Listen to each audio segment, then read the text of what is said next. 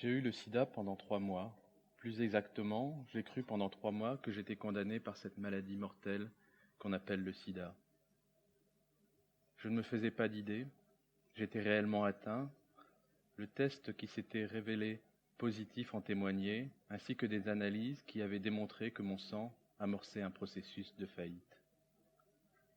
Mais au bout de 3 mois, un hasard extraordinaire me fit croire et me donna quasiment l'assurance que je pourrais échapper à cette maladie que tout le monde donnait encore pour incurable. De même que je n'avais avoué à personne, sauf aux amis qui se comptent sur les doigts d'une main, que j'étais condamné, je n'avouais à personne, sauf à ces quelques amis, que j'allais m'en tirer, que je serais par ce hasard extraordinaire un des premiers survivants au monde de cette maladie inexorable.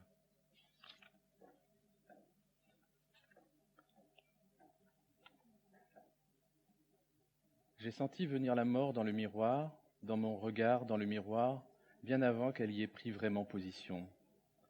Est-ce que je jetais déjà cette mort par mon regard dans les yeux des autres ? Je ne l'ai pas avoué à tous. Jusque-là, jusqu'au livre, je ne l'avais pas avoué à tous.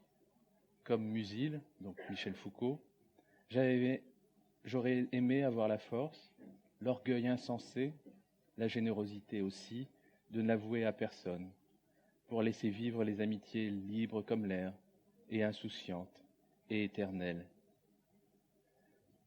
Mais comment faire quand on est épuisé et que la maladie arrive même à menacer l'amitié ? Il y a ceux à qui je l'ai dit, Jules, puis David, puis Gustave, puis Berthe. J'avais voulu ne pas le dire à Edwige, mais j'ai senti dès le premier déjeuner de silence et de mensonge que ça l'éloignait horriblement de moi, et que si l'on ne prenait pas tout de suite le pli de la vérité, ça deviendrait ensuite irrémédiablement trop tard. Alors je le lui ai dit, pour rester fidèle.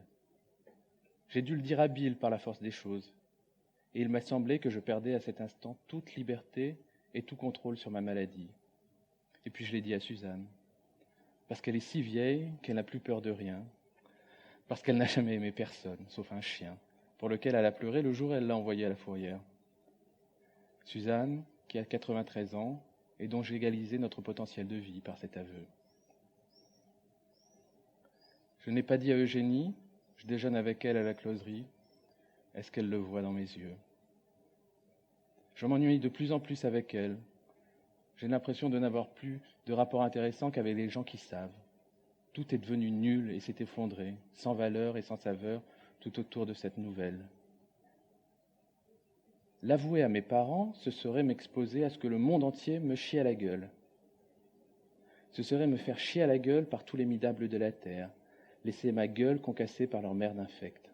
Mon souci principal dans cette histoire est de mourir à l'abri du regard de mes parents.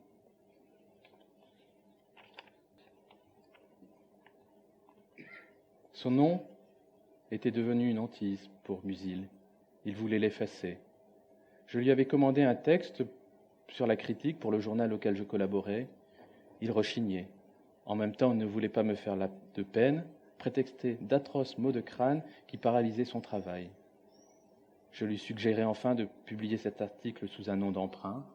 Le surlendemain, je recevais par courrier un texte de lui, limpide et incisif, avec ce mot. « Mais par quelle merveille d'intelligence as-tu compris que ce n'était pas la tête qui fait problème, mais le nom ?» Il proposa comme surnom Julien de l'hôpital. Et chaque fois que je lui rendis visite, 2 ou 3 ans plus tard à l'hôpital où il agonisait, je repensais à ce pseudonyme funeste, qui ne vit jamais le jour, car bien évidemment, ce grand quotidien qui m'employait n'avait que faire d'un texte sur la critique signé Julien de l'hôpital. Un double resta longtemps dans le classeur d'une secrétaire. Il avait disparu quand Musil me le réclama. J'en retrouvai l'original chez moi et le lui rendis. Stéphane s'aperçut à sa mort qu'il l'avait détruit, comme tant d'autres écrits, précipitamment, les mois qui précédaient son écroulement. Je fus sans doute responsable de la destruction d'un manuscrit entier sur Manet, dont il avait un jour évoqué l'existence, et que je lui réclamais une autre fois, le priant de me faire la confiance de ce prêt qui aurait pu nourrir un travail que j'avais entamé, intitulé « La peinture des morts », travail qui resta inachevé. C'est à la faveur de ma demande que Musil, qui m'avait promis d'y donner suite positivement, prit la peine de rechercher ce manuscrit dans son fouillis, mit la main dessus, le relut et l'anéantit le jour même. Sa destruction représenta la perte de dizaines de millions pour Stéphane, bien que Musil ait laissé pour seul testament quelques phrases laconiques, sans doute mûrement réfléchies, qui détachaient son travail de toute emprise. À la fois matériellement de la famille en léguant ses manuscrits à son conjoint et moralement de son conjoint en l'empêchant par l'interdiction de toute publication posthume de calquer son propre travail sur les vestiges du sien, l'obligeant à suivre une voie distincte et limitant par là les dommages qu'on aurait pu intenter à son œuvre. Stéphane réussit pour autant à faire de la mort de Musil son travail. C'est peut-être ainsi que Musil avait pensé lui faire cadeau de sa mort, en inventant le poste de défenseur de cette mort nouvelle, originale et terrible.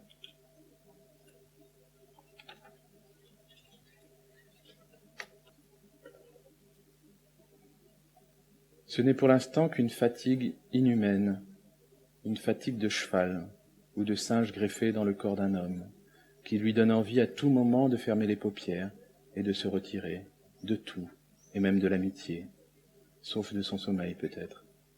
Cette fatigue monstrueuse a localisé sa source dans les minuscules réservoirs lymphatiques qui se distribuent tout autour du cerveau pour le protéger, comme une petite ceinture de lymphe dans le cou, sous les maxillaires, derrière les tympans, assiégée par les présences du virus et qui se crève pour lui faire barrage, diffusant par les globes oculaires l'épuisement de ses systèmes de défense. Le livre lutte avec la fatigue qui se crée de la lutte du corps contre les assauts du virus. Je n'ai que 4 heures de validité par jour, une fois que j'ai remonté les stores immenses de la verrière, qui sont le potentiomètre de mon souffle déclinant, pour retrouver la lumière du jour et me remettre au travail.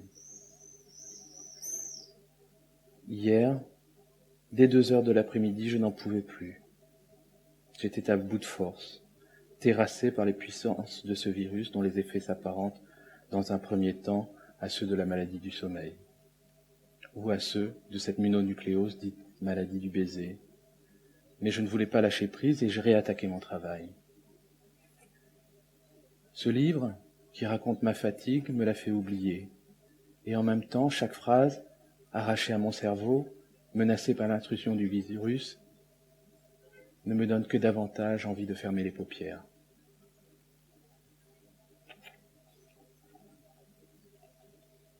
Musil avait été transféré à la Pitié-Salpêtrière.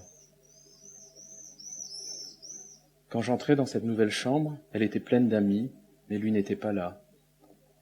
On attendait qu'il rentre de l'ultime tentative de ponction lombaire. On lui avait volé sa moelle. Stéphane lui rapportait ses tas de courriers de la maison. Il ne laissait pas à Musil le soin de l'ouvrir. Il le jetait au fur et à mesure au panier en lui disant que c'était ce que c'était.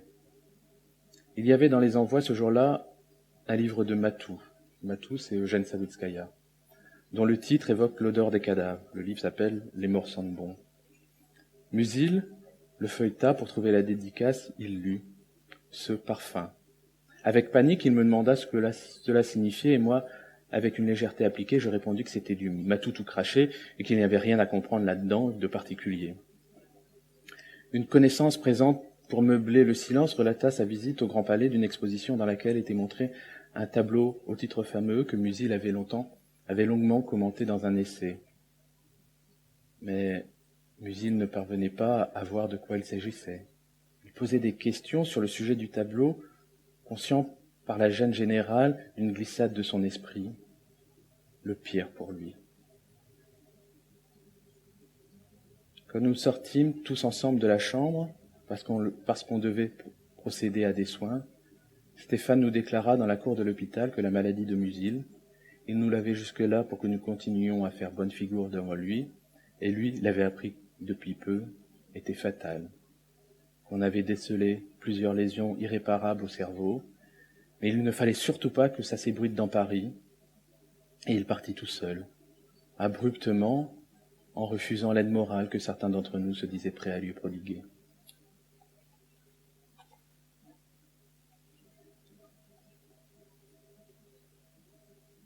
Le lendemain, j'étais seul dans la chambre avec Musil.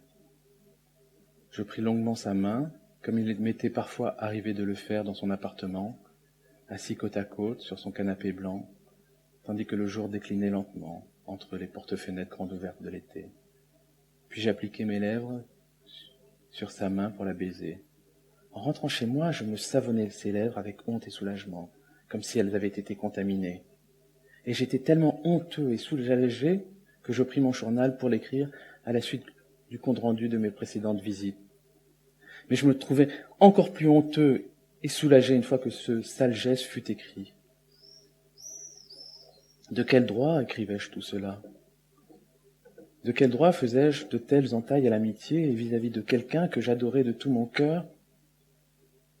Je ressentis alors, c'était inouï, une sorte de vision ou de vertige, qui m'en donnait les pleins pouvoirs et qui me déléguait à ces transcriptions ignobles et qui les légitimait en m'annonçant que c'était donc ce qu'on appelle une prémonition, un pressentiment puissant, que j'y étais pleinement habilité, car ce n'était pas tant l'agonie de mon ami que j'étais en train de décrire que l'agonie qui m'attendait et qui serait identique. C'était désormais une certitude qu'en plus de l'amitié, nous étions liés par un sort thanatologique commun.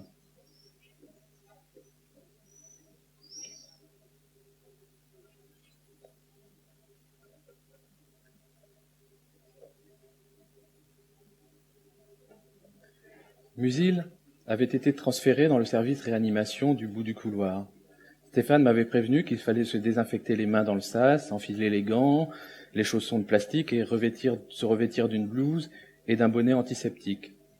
À l'intérieur de la chambre de réanimation, c'était un bordel incroyable. Un noir houspillait la sœur de Musil parce qu'il lui avait rapporté en cachette des nourritures. Il jetait par terre ses petits pots de flan à la vanille en disant que c'était interdit, que même tout ce qui était amassé sur la table de chevet était interdit pour raison d'hygiène et la commodité de ses mouvements à lui, l'infirmier du service de réanimation en cas d'urgence. Il dit que ce n'était pas une bibliothèque. Ici, il attrapa les 2 livres de Musil que Stéphane lui avait apportés de la maison d'édition et qui sortaient tout juste de l'imprimerie, et décréta que non, on n'en voulait pas ici, qu'il fallait uniquement le corps du malade et les instruments pour le soin. Dans un regard, Musil me pria de ne rien dire et de sortir. Moralement aussi, il souffrait atrocement. Dans la cour de l'hôpital éclairé par ce soleil de juin qui devenait la pire injure au malheur, je compris pour la première fois, car Stéphane l'avait dit mais je n'avais pas voulu le croire, que Musil allait mourir, incessamment sous peu, et que cette certitude me défigura dans le regard des passants. La phrase est terrible. Dans la cour de l'hôpital, éclairé par ce soleil de juin qui devenait la pire injure au malheur, je compris, pour la première fois, car quand Stéphane l'avait dit, je n'avais pas voulu le croire, que Musil allait mourir, incessamment sous peu. Et cette certitude me défigura dans le regard des passants qui me croisaient, ma face embouillie, s'écoulait dans mes pleurs et volait en éclats dans mes cris. J'étais fou de douleur, j'étais le cri de Munch. Le surlendemain, dans le couloir, j'aperçus Musil derrière la vitre, les yeux clos dans son drap blanc. On lui avait fait une ponction cervicale, il avait la marque du trou sur son front. La veille, il m'avait demandé la permission de fermer les yeux et de continuer à lui parler sans attendre de réponse de sa part, de lui parler de n'importe quoi, juste pour le son de ma voix, jusqu'à ce que je sois fatigué moi-même et que je m'en aille sans dire au revoir. Et moi, comme un crétin, je lui avais annoncé la nouvelle que j'avais appris le matin, que je n'avais pas l'avance sur recette pour mon film, une espérance brisée. Musil avait seulement dit comme un sphinx, tout redémarrera en 1986 après les législatives. Une infirmière me rattrapa dans le couloir et me dit que je n'avais pas le droit d'être là, sans autorisation préalable, parce que je n'étais pas de la famille. Il fallait que je passe devant le médecin pour qu'il me délivre une autorisation. On filtrait les entrées. On craignait qu'un charognard prenne une photo de Musil. Le jeune médecin me demanda qui j'étais. Il me dit allusivement, comme si j'étais parfaitement au courant de ce qu'il évoquait, ce qui n'était pourtant pas le cas. Vous savez, avec cette maladie, avec une maladie de ce type, on ne sait pas grand-chose et pour être franc, il faut mieux être prudent. Il me refusa la permission de revoir Musil vivant. Il invoqua la loi du sang qui privilégiait les membres de la famille par rapport aux amis. Ce n'est pas du tout qu'il remit en cause que j'étais un de ses proches. J'avais envie de lui cracher à la gueule.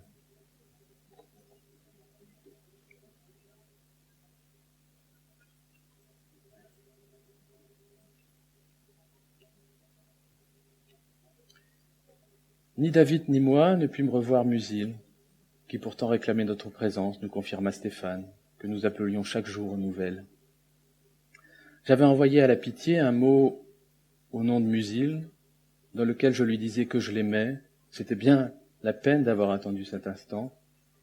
Et j'y avais joint une photo couleur prise par Gustave sur le balcon de l'hôtel d'Assouan, où je regardais de dos le soleil se coucher sur le Nil. On laissait au moins passer le courrier, et pour me faire plaisir, Stéphane me dit qu'il surprenait souvent Musil avec cette photo à la main quand il arrivait. Désormais, m'expliquait Stéphane, Musil ne s'exprimait plus que par des sentences allusives. Par exemple, « Je crains que le potlâche ne tourne en ta défaveur.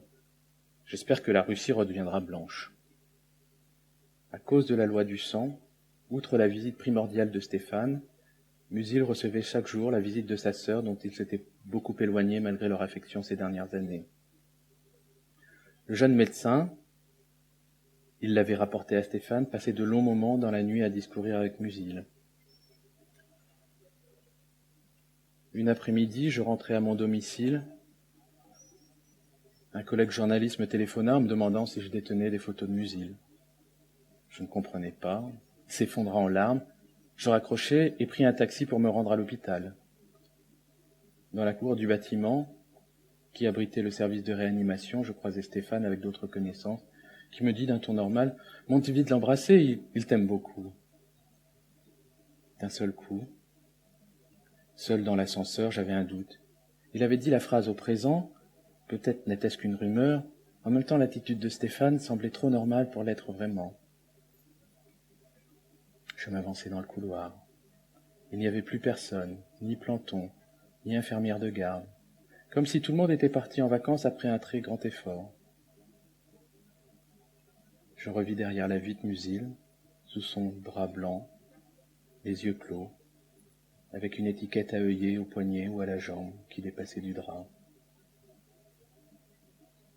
Je ne pouvais plus entrer dans la cellule, je ne pouvais plus l'embrasser. J'agrippai une infirmière et je la repoussai dans le couloir en la prenant par la blouse. « C'est vrai qu'il est mort, hein ? Il est vraiment mort ?» Je ne voulais surtout pas de réponse. J'avais pris mes jambes à mon cou. Je dévalai le pont d'Austerlitz en chantant à tue-tête la chanson de Françoise Hardy qu'Étienne Dao m'avait apprise par cœur.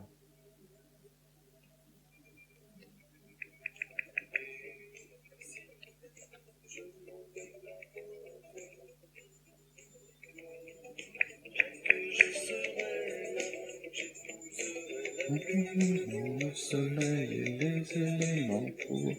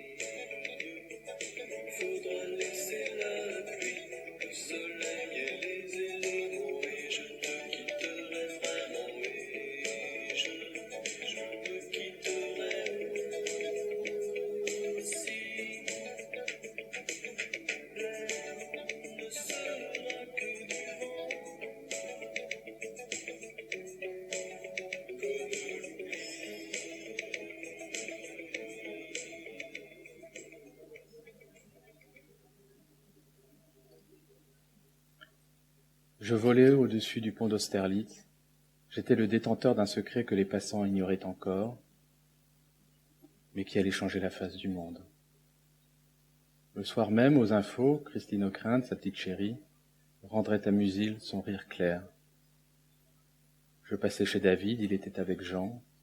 Tous les deux torse nus, ils se grattaient partout. Ils avaient pris de la poudre pour tenir le coup. Ils m'en proposèrent.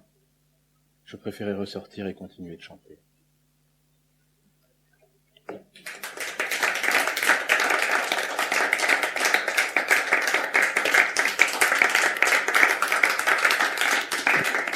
Voilà. Merci.